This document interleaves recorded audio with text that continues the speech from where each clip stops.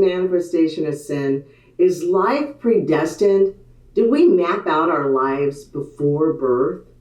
By manifesting, are we trying to play God?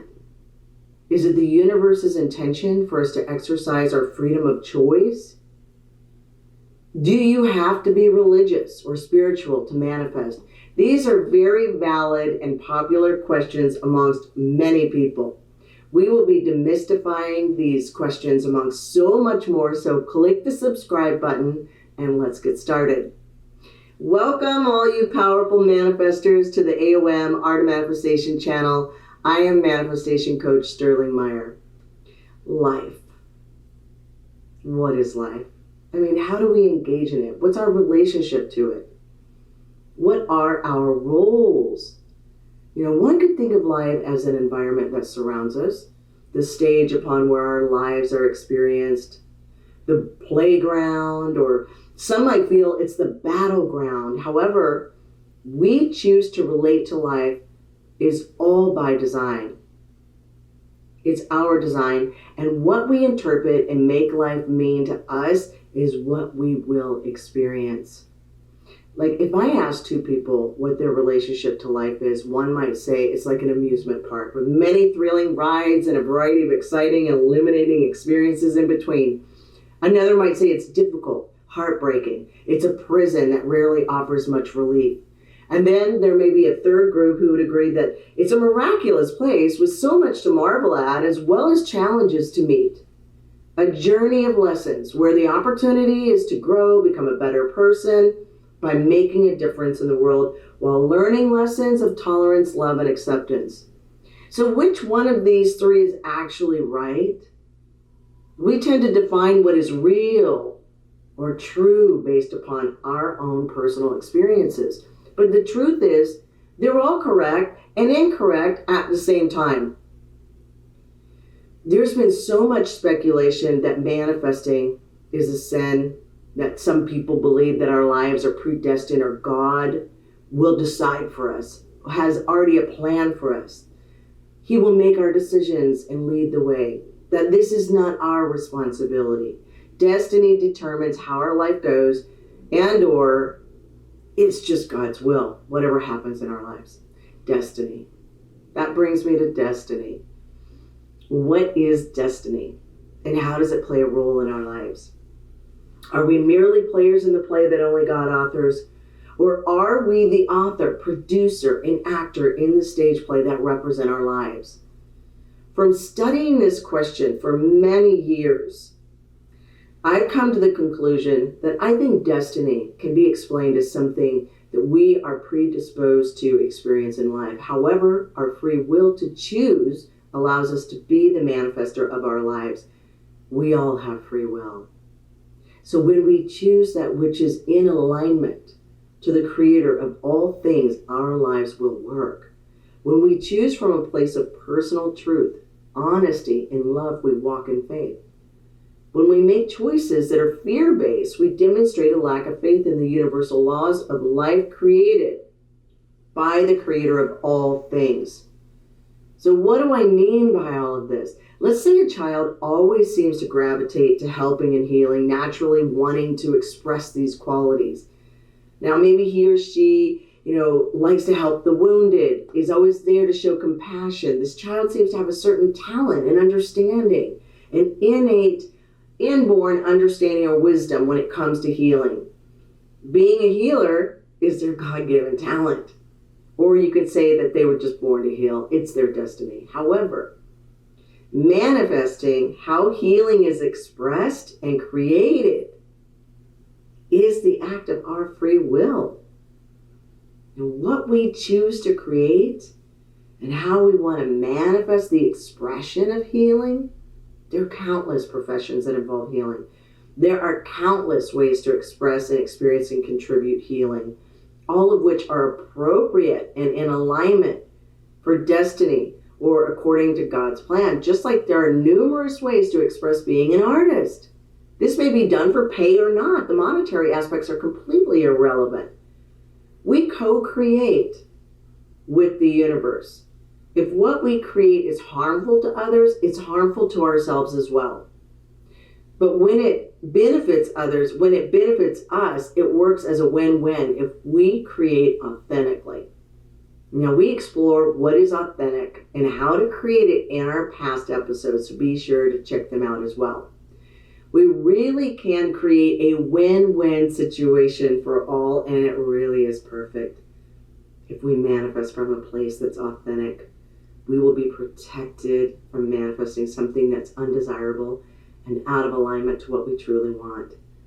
However, the universe, the great creator, is not biased about what we create, knowing that this is a place of learning. However, there can be strong consequences to what we create if we create inauthentically. Yet this in itself is a great teacher about what works and what doesn't work, and about what we truly want in our lives. One of the scripted words in the Bible that everybody knows about is ask and you shall receive. Manifest, ask and believe, and you'll receive it. And you will.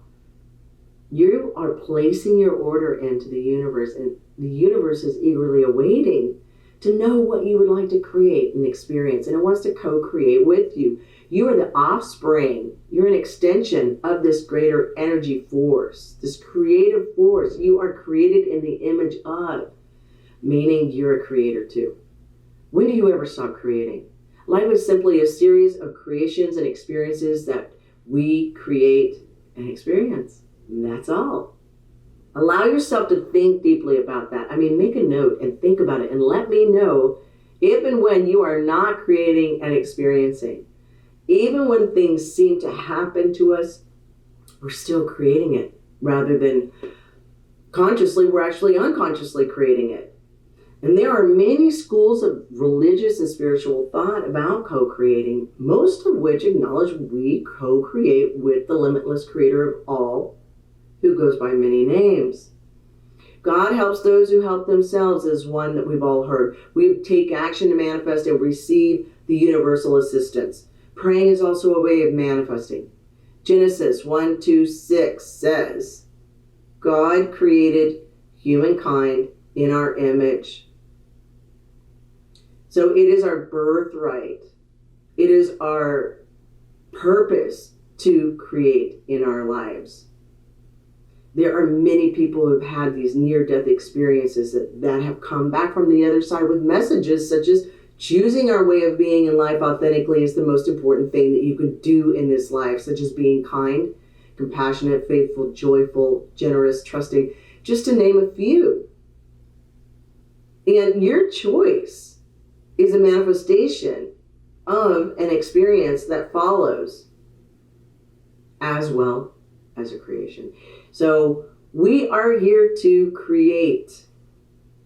Now, you could be compassionate towards someone in front of you at the market who doesn't have enough money and, create being generous by giving them money. And therefore, you're created an experience and an outcome. Therefore, you're changing the course of things in your life as well as others. You're manifesting. People witness this act of kindness, and it actually restores their belief in mankind. This restores their belief in mankindness, changing others' lives too. The ripple effects keep going. This is manifesting.